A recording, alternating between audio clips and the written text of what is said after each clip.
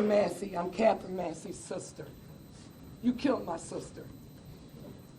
Cat, I'm going to tell you about my sister, Cat. Cat weighed 110 pounds, 72 years old. Cat would do anything for anybody, anytime. Cat was intelligent.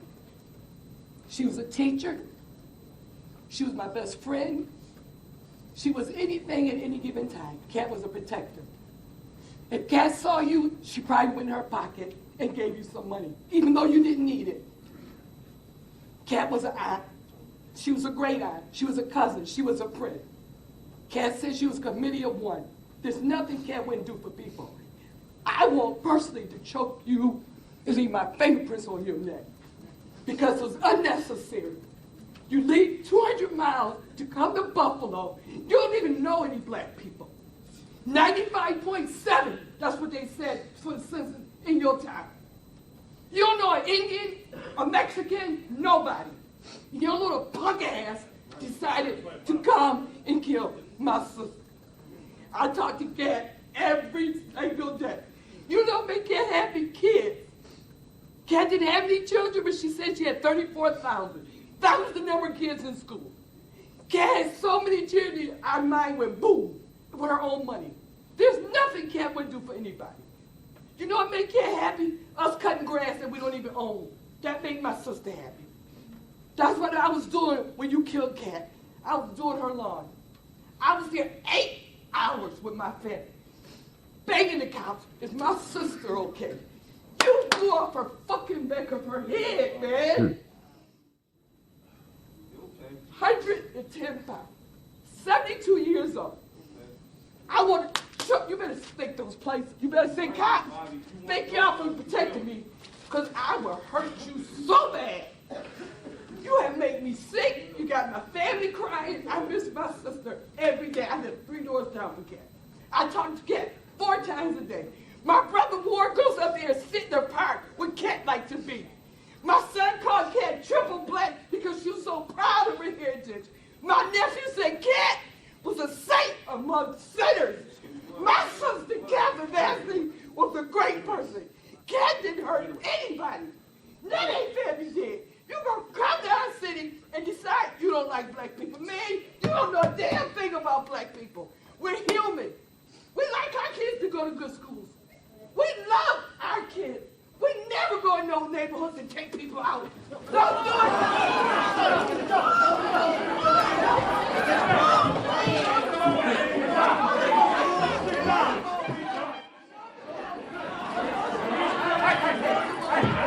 Let's go.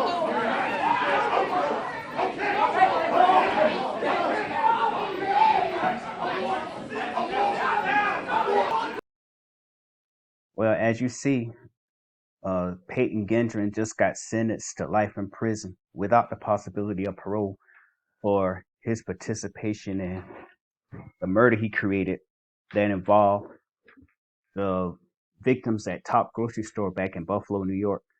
And, you know, that was one of the victim family that spoke out and gave her testimonial speech on the death of her mother, if I'm not mistaken. And I guess she witnessed that online, if she have, or either, I'm sorry, they show her the case of that, you know, about how she, like, I guess they probably show a video of it to see what happened to her mother. And I mean, my heart goes out to the family because that's a tragic loss. Can you imagine confronting the person who is responsible for the death of someone you hold dear to in court with you, giving out speeches, you know, basically giving out apology and saying, you know, he wish you could take that back, but you can't really take back what you did. You dished out. And it's normal to be angry, hurt, upset, because these people's lives are changed forever. And some of the victims who survived, you can imagine how traumatized they are. And there was like this one person as he spoke out on how traumatized he was after knowing that their loved one died in a grocery store. Because mind you now, most of his victims that was killed in the store were elderlies. I mean, it was like with her, the mother, she was no more than like 80 years old, like 82 or 83. She was an elderly. and she died in a most tragic way. And I think that he drove for over 200 miles to complete this act. And the thing is, though, he made trips back and forth to Buffalo, to that grocery store, I guess casing it out. And he recorded it live. Recorded that video live on Facebook of what he did. Just recording it and some of the stuff he did. And he actually had a gun. And he put a post picture of the gun, of the N word on the barrel, and reparations, monkeys, and you can't replace us. Some crap he put in his gun. And the sad thing is, he was on Twitch also recording. It wasn't on Facebook Live, it was on Twitch. Then it surfaced to Facebook. And I'm surprised Facebook didn't actually ban it. It took it that long to ban that video out, because if it's anybody else, Facebook would take it out like that. But seeing black deaths like that, they just kind of, I think in a way, they kind of let it stay on. And the reason why, which brings me to the reason why Peyton Gendron did something like that, because in his mind, in his rabbit mind, our lives aren't valuable. And it just takes so much of a coward for you to ambush people when they least expect it at a grocery store, of any places. But he didn't want to go to the hood where people will shoot back. I mean, for him to take that many people out and get arrested, what do you think would happen? What do you think? And he was in the court crying, and how talking about how sorry he was, and he wasn't thinking, he was radicalized to do what he did. And yeah, but you got a mind of your own. You listen to these people online spreading propaganda and all kind of false narratives about us or a group of people you don't really know, and you want to take them out because of your hatred.